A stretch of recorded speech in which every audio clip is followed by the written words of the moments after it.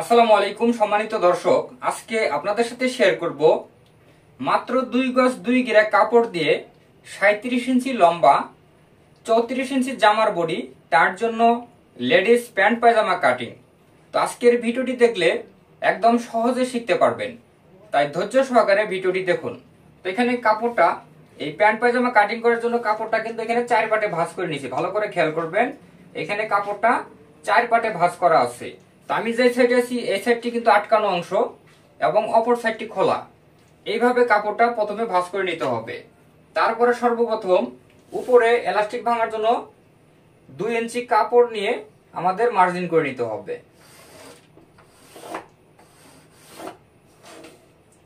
তো এইভাবে মার্জিনটা হয়ে গেলে এই দাগে থেকে, ভালো করে খেয়াল করেন, এই দাগে থেকে আমাদের সেলারের লম্বাটা নিতে হবে 37 ইঞ্চি।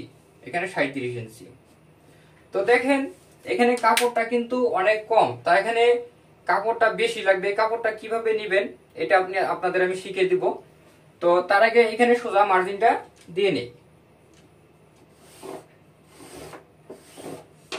তো এইভাবে মার্জিনটা দেওয়া হয়ে গেল। এখন 34 ইঞ্চি জামার বডি, তার জন্য সেলোয়ারের হাইটা কত ইঞ্চি দিব?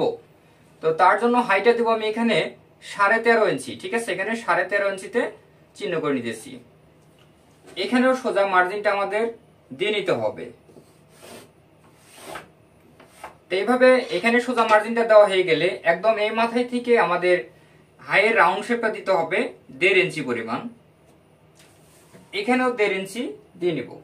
কাপড়ের বহরটা একটু বেশি হলে আপনারা রাউন্ড শেপটা আরো 1/2 ইঞ্চি বাড়িয়ে দিবেন। ঠিক আছে, তো এইভাবে এখানে চিহ্নটা দেওয়া হয়ে গেলে একদম এই পাশে থেকে এই পর্যন্ত মাপ দিয়ে দেখবো কতটুকু আছে। এখানে আছে 14 ইঞ্চি। তো ফিতাটাকে সমান দুইটা ভাগ করতে হবে। এইভাবে ভাগ করার পরে এখানে একটা চিহ্ন করে নিব।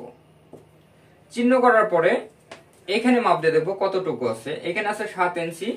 ফিতাটা এখানেও আমি 7 ইঞ্চি চিহ্ন করে নিব। ঠিক আছে, তো মাঝখানে একটা চিহ্ন করে নিব। এখান থেকে আমাদের সোজা মার্জিনটা দিয়ে নিতে হবে।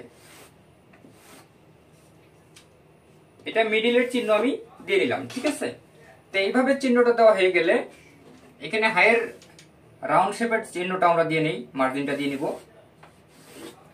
তো এইভাবে দেখেন চিহ্নগুলো বা মার্জিনগুলো দেওয়া কিন্তু কমপ্লিট। এখন প্রশ্ন হলো, নিচে আপনারা পায়ের মুখটা কত ইঞ্চি দিবেন? তো পায়ের মুখটা যে হিসেবে দিবেন তাকে আপনারা 2 দিয়ে ভাগ দিবেন। 2 দিয়ে ভাগ দেবো। যেমন আমি এখানে পায়ের মুখটা দেবো 12 ইঞ্চি। 12 কে যদি আমি 2 দিয়ে ভাগ দিই তাহলে 6 ইঞ্চি।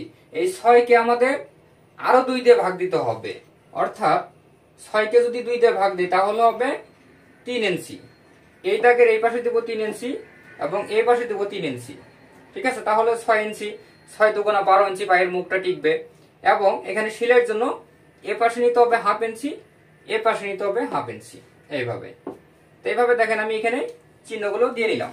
দেওয়ার পরে এরকম শেপ কাটের সাহায্যে আপনারা এখানকার শেপটা দিয়ে নেবেন। এরকম শেপ কাটের সাহায্যে শেপটা দিতে হবে। এখানে সুন্দর করে বসিয়ে এইভাবে আমাদের এটা দিয়ে নিতে হবে।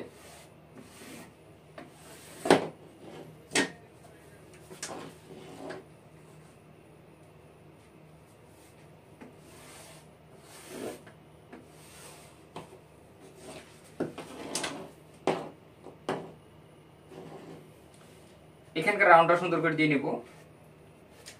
তো দর্শক দেখেন এই পর্যায়ে কিন্তু আমাদের এখানে দাগ দেওয়া কমপ্লিট হয়ে গেছে। এখন আমি কাটিং করে দেখাচ্ছি, ভালো করে খেয়াল করবেন।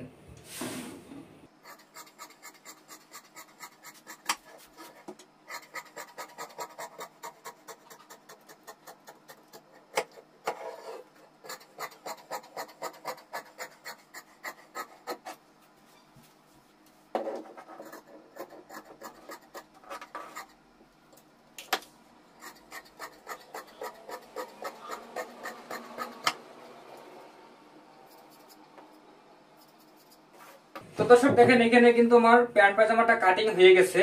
এখন আমাদের যেটা করতে হবে, এখানে যে কাপড়টা আছে এটা জয়েন্ট দিতে হবে। জয়েন্ট দেওয়ার জন্য এই যে এখানে যে অবশিষ্ট কাপড়টা দেখতেছেন, এখানে 4 পার্ট করে নিতে হবে কাপড়টা। এখানে কাপড়টা 4 পার্ট করে নিয়ে এটা এখানে বসিয়ে নেব।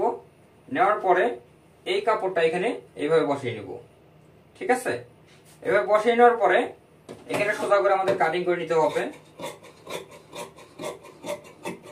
দেওয়ার পরে এখানে যে শেপ আছে এই শেপ অনুযায়ী এই কাপড়টা কাটিং করে নেব।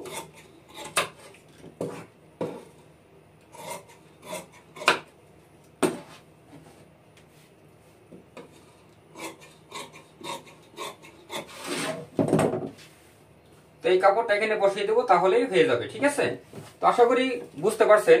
ভিডিওটি শেষ পর্যন্ত দেখার পর যদি ভালো লাগে, একটু উপকারে আসে অবশ্যই এটা লাইক করবেন, কমেন্ট করবেন এবং শেয়ার করবেন। ভালো থাকবেন, ধন্যবাদ।